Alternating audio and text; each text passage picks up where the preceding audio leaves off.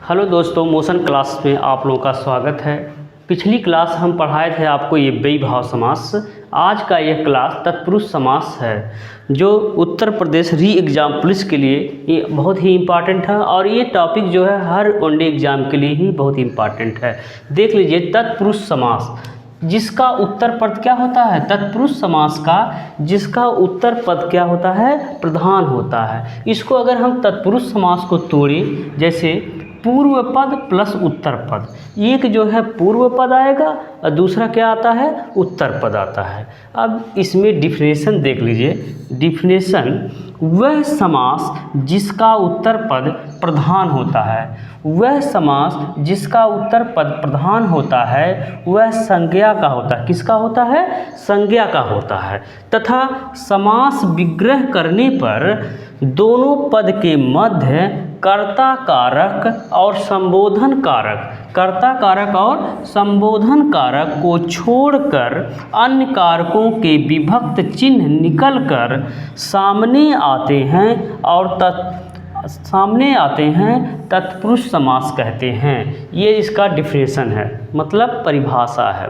अब देखिए, 8 विभक्तियाँ होती हैं इसमें, 8 विभक्तियाँ होती हैं। अब देख लीजिए इसके कैसे चिन्ह आप लोग याद करेंगे।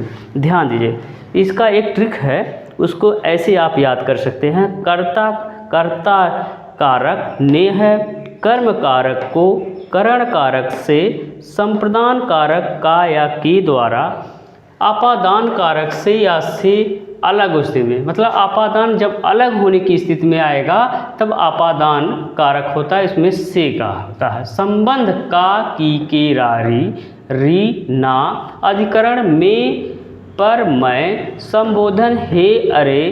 एक बार और देख लीजिए ध्यान से।